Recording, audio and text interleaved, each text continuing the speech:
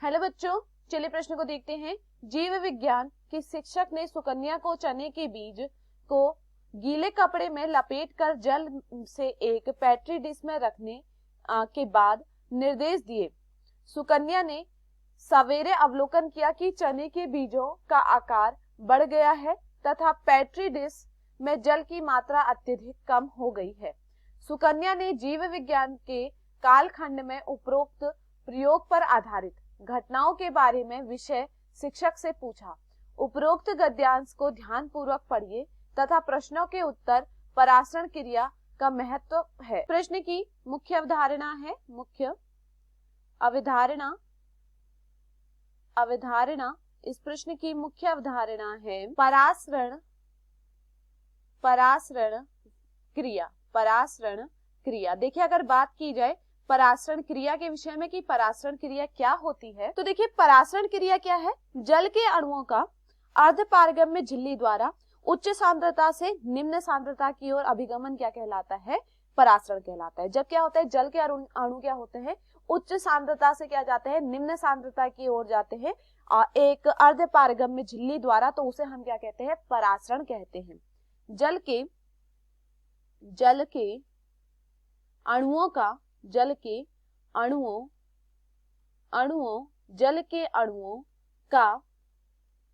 अर्धपारगम्य झिल्ली द्वारा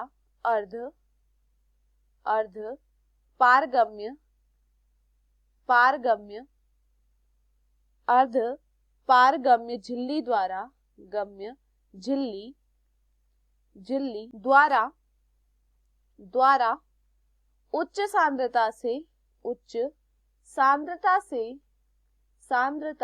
से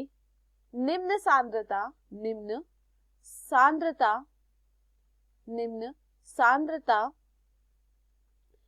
की ओर अभिगमन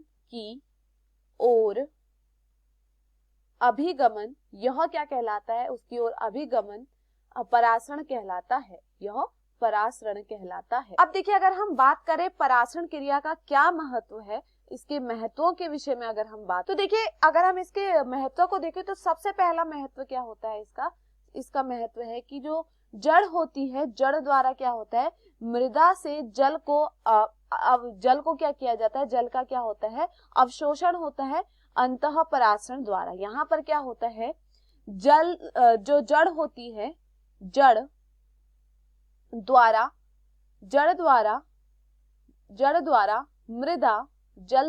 द्वारा मृदा से जल का अवशोषण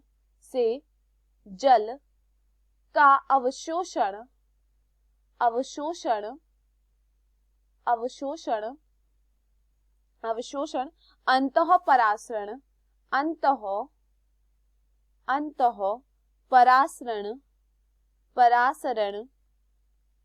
द्वारा होता है। तो देखिए यहाँ पर देखिए, अगर एक पौधे को क्या चाहिए, जल की आवश्यकता है, तो वो उसकी पूर्ति भी यहाँ पर क्या होता है, जो जल होता है, जल का अवशोषण होता है जड़ के द्वारा। जड़ क्या करती है, जल का अवशोषण करती है, और यहाँ पर भी कौन सी विधि का प्रयोग किया जाता है? परासरण विधि का प्रयोग किया जाता है। और देखिए, अगर हम दूसरे इसके महत्व की बात करें तो दूसरा महत्व क्या है, पादप में एक कोशिका से दूसरी कोशिका की ओर भी ये क्या करता है, जल का विसरण यहाँ पर क्या होता है, परासरण द्वारा ही होता है। पादप में एक कोशिका से दूसरी